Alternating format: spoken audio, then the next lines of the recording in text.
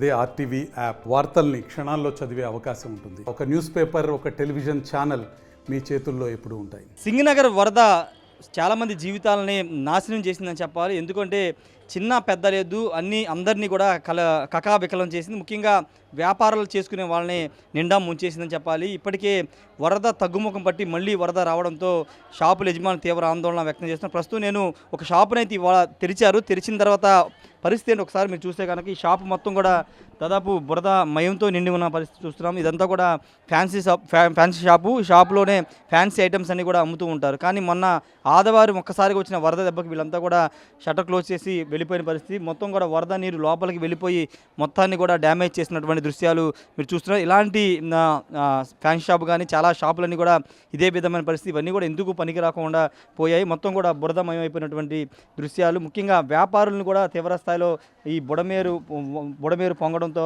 తీవ్ర నష్టం అయితే వాటిందని చెప్పొచ్చు. లోపల కూడా మొత్తం గోడౌన్ అనుకుంటా, లోపల మొత్తం కూడా సామాన్ అంతా కూడా చల్లా చెదురుగా పడిపోయినటువంటి దృశ్యాలు. మొత్తం కూడా అదంతా కూడా వరద మయమైపోయినటువంటి పరిస్థితి. దాదాపుగా లక్షల్లో నష్టం వాటిల్లిందని కూడా చాలామంది చెప్తున్నారు. ఒకసారి లోపల ఫ్యాన్ షాప్కి సంబంధించినటువంటి అటు చూస్తే కనుక మొత్తం చల్లా చెదురుగా పడిపోయినటువంటి పరిస్థితి. చాలా షాపులో ఇలాంటి పరిస్థితులే కనబడుతూ ఉన్నాయి. ఎన్నో ఏళ్లుగా కష్టపడి రూపాయి కూడబెట్టుకుని వ్యాపారం చేసుకునే చాలామంది చిన్న పెద్ద వ్యాపారులందరూ కూడా ఇదే విధంగా నిండా ముంచేసిన పరిస్థితి. ఒకసారి షాపు యజమాని ఉండి ఆయనతో మాట్లాడదాం. సార్ ఒకసారి ఇటండి, ఏంటి సార్ మొత్తం ఎంత నష్టం వాటి ఫ్యాన్ షాప్ అండి?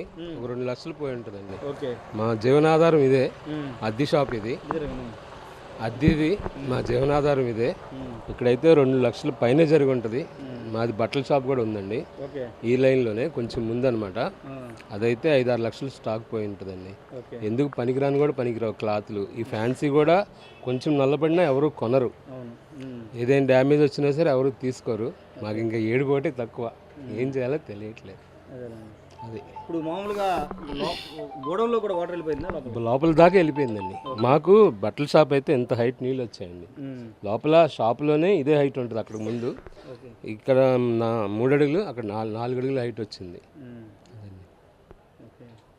ఇది పరిస్థితి. దాదాపు 2-3 లక్షల నష్టం వాటిందని చెప్తున్నారు. ఇదే జీవనాధారం అని కూడా చెప్తున్నారు. అలాంటి జీవనాధారాల మీద అంటే పొట్ట మీద కొడతాం అనే పదం వాడుతున్నారు కదా. ఇలా ఈ బుడమేరు వరద చాలామంది పొట్టలను కొట్టింది. ఎందుకంటే దీని మీద ఆధారపడే వాళ్ళు అంటే షాపులు, చిన్న షాపులు, పెద్ద షాపులు, కూరగాయలు వ్యాపారం చేసిన వీళ్ళందరి మీద దీని ప్రభావం అయితే కనబడుతుంది. ప్రస్తుతానికి వరద వాస్తవంగా నిన్న సాయంత్రం తగ్గింది. అందరూ కూడా ఊపిరి పీల్చుకున్నారు. కానీ మరోసారి ఉదయం నుంచి కూడా వరద ఉధృతి పెరగడంతో మరోసారి ఇంకా ప్రళయం వస్తుందని ఒక భయాందోళన అయితే సింగనగర్ వాసులు ఉన్నారని చెప్పాలి. ప్రస్తుతానికి షాప్ అయితే క్లోజ్ చేశారు. కానీ ఒకసారి మళ్ళీ ఇప్పుడున్నటువంటి సిచ్యువేషన్ చూస్తే కనుక మళ్ళీ ఆల్రెడీ ఇక్కడ వరకు వరద నీరు వచ్చింది. గంటకి వాటర్ అంతా కూడా పైకి పెరుగుతూ వస్తుంది. ఒకసారి ఇక్కడ వరకు వచ్చింది. నిన్నంతా కింద మెట్లు కూడా కనబడాయి అని చెప్తున్నారు. ఇప్పుడు ఆ మెట్లు కనబడట్లేదు. దాదాపు పై వరకు వచ్చే పరిస్థితి. ఇంకో గంటన్నర ఇదే విధంగా వరద వస్తే కనుక మళ్ళీ షాప్లోకి వరద నీరు చేరే అవకాశం అయితే కనబడుతుంది. బియ్యం వ్యాపారస్తులందరినీ కూడా ఇదే విధంగా వరద ముంచేసినటువంటి పరిస్థితి అయితే ఉంది. ఏదేమైనప్పటికీ ప్రభుత్వం కొంత అందరి మీద ఫోకస్ పెడుతుంది. చిన్న పెద్ద వ్యాపారాలకు సంబంధించిన వ్యాపారాలు నష్టపోయిన వాళ్ళ మీద దృష్టి పెడుతుంది.